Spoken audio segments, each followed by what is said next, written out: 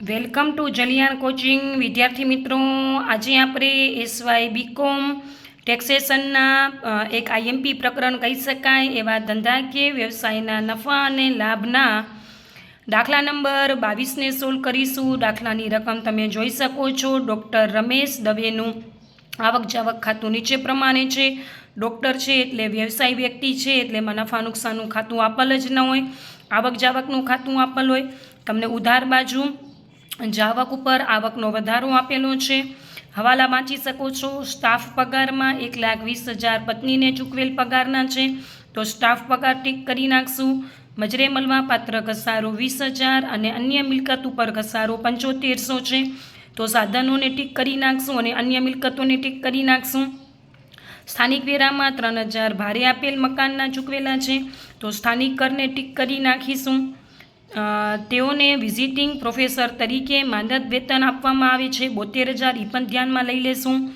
વીમા પ્રીમિયમમાં 4,000 મેડિક્લેમ પોલિસીના અને 2,000 જીવન વીમા પ્રીમિયમના છે, તો વીમા પ્રીમિયમને ટીક કરી નાખીશું. આકરની વર્ષ 25-26 માટે ધંધાકીય વ્યવસાયની કરપાત્ર આવકની ગણતરી કરો. વિદ્યાર્થી મિત્રો, ખાસ રકમ નોટ ડાઉન કરી નાખજો. હવે આપણે દાખલાની શરૂઆત કરીશું. વિદ્યાર્થી મિત્રો, સૌથી પહેલું આપણે જ્યારે વ્યવસાયને દાખલો ગણતા હોય ત્યારે આપણે 2 જ ટોપિક યાદ રાખવાનો. પહેલું ટોપિક મજરે મળે તેવી આવકો. વિદ્યાર્થી મિત્રો, આપણે દાખલો ગણતા હોઈએ અને વ્યવસાયને લગતો દાખલો હોય ત્યારે આપણે 2 ટોપિક જ યાદમાં રાખવાના. પહેલું ટોપિક મજરે મળે તેવી આવકો અને બીજું ટોપિક મજરે મળે તેવાઓ ખર્ચાઓ. આપણે મજરે મળે તેવી આવકો એટલે એવી આવકો નોંધવાની છે જે ખરેખર ધંધાની આવકો છે. તો હવે આપણે આવક જાવક ખાતા ઉપરથી આવકો જોઈ લેશું. વિદ્યાર્થી મિત્રો, સૌથી પહેલાં આપેલ છે નર્સિંગ હોમ સર્જિકલની આવક, મજરે મળે તેવી આવક. ઓપરેશનની આવક, મજરે મળે તેવી આવક. તો મેં લખી નાખ્યું છે નર્સિંગ હોમની આવક અને ઓપરેશનની આવક. ડિવિડન્ડ અન્ય સાધનની આવક, ટ્રેઝરી અન્ય સાધનની આવક, કન્સલ્ટેશન ફી મજરે મળે તેવી આવક.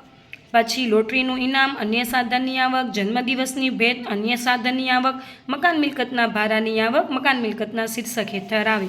એટલે મજરે મળે તેવી આવકોમાં નર્સિંગ હોમની આવક, ઓપરેશનની આવક અને કન્સલેશન ફી આપેલ છે. એટલે તમારી મજરે મળે તેવી આવકો 42,62,000 રૂપિયા થઈ જશે. ખાસ નોટ ડાઉન કરજો વિદ્યાર્થી મિત્રો.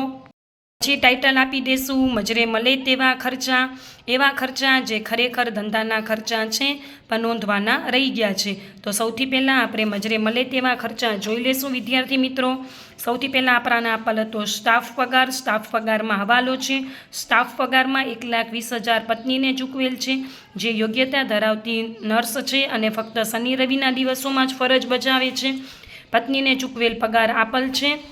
એમાંથી આપણાને શું કીધું છે, પગાર કેટલો આપેલ છે 30,48,000. એમાં 1,20,000 પત્નીને ચૂકવેલ છે, પણ પત્ની શું છે, નર્સ છે, એટલે ડૉક્ટર છે અને ડિગ્રી ધરાવે છે એની વાઈફ, એટલે માન્ય ગણાય છે. જો ડિગ્રી ના ધરાવતી હોત તો અમાન્ય ગણાત. એટલે મજરી મળે તેવા ખર્ચામાં પૂરેપૂરો પગાર લઈ લેશું 30,48,000. પછી પુત્રીના લગ્નનો ખર્ચ, અંગત ખર્ચ, વીજળી ખર્ચ. મજરે મળે તેવા ખર્ચામાં દવાની ખરીદી. જો દવાનો શરૂ સ્ટોક અને આખર સ્ટોક આપેલો હોત તો દવાનો વપરાશ શોધી લેત, પણ ડાયરેક્ટ અત્યારે દવાની ખરીદી લખી નાખવાની 66,000. નર્સિંગ ટેલિફોન ખર્ચ લખી નાખશું. પછી નર્સિંગ હોમનું ભાડું લખી નાખશું. અન્ય સાધનોનો ઘસારો 12,000 આપેલ છે ને આપણે હવાલામાં વાંચીશું. મજરે મળવા પાત્ર 20,000 છે, એટલે આપણે ગણ્યો કેટલો છે 12,000 અને મજરે મળવા પાત્ર કેટલો છે 20,000 છે. તો આપણે ઓછો ગણ્યો છે તો આપણે પૂરેપૂરો લખી નાખવાનો છે. ઓછો વધુ આમાં કાંઈ ન યાદ રાખવાનું. વ્યવસાયમાં જ્યારે ધંધાને લગતો હોય ને ત્યારે ઓછું વધુ ધ્યાનમાં રાખવાનું. એટલે અત્યારે પૂરેપૂરો ગણી નાખીશું. સાધનોનો ઘસારો 20,000 તમને હવાલામાં આપેલ છે. અન્ય મિલકતનો ઘસારો 7500 રૂપિયા. તો મેં શરૂઆતમાં લખ્યું છે અન્ય મિલકતનો ઘસારો 7500 રૂપિયા. પછી આપેલ છે સ્થાનિક કર. સ્થાનિક કરમાં હવાલો હતો. ભારે આપેલ મકાનના 3,000 હતા, તો સ્થાનિક કર 8,000માંથી 3,000 જશે, એટલે સ્થાનિક કર બતાવીશું 5,000 રૂપિયા. પછી આપેલ છે સાધન સામગ્રીનું ભાડું. તો મેં પેલું લખી નાખ્યું છે સાધન સામગ્રીનું ભાડું 4,000 રૂપિયા. પછી આપેલ છે વીમા પ્રીમિયમ 14,000 રૂપિયા. એમાં વાંચો વીમા પ્રીમિયમમાં 4,000 મેડિક્લેમ પોલિસીના અને 2,000 જીવન વીમા પ્રીમિયમના છે. આપણું વીમા પ્રીમિયમ કેટલું આપેલું હતું વિદ્યાર્થી મિત્રો? 14,000 આપેલ હતું.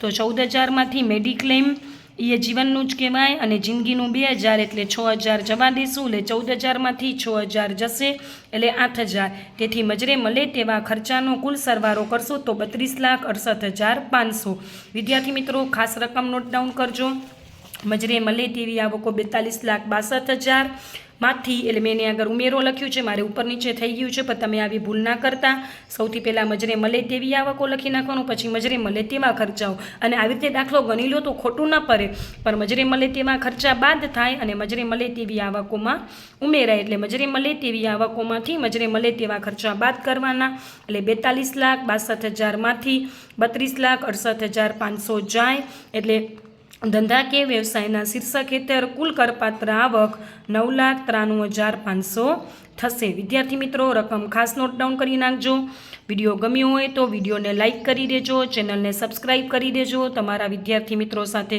જરૂર શેર કરી દેજો થેન્ક યુ ફોર વોચિંગ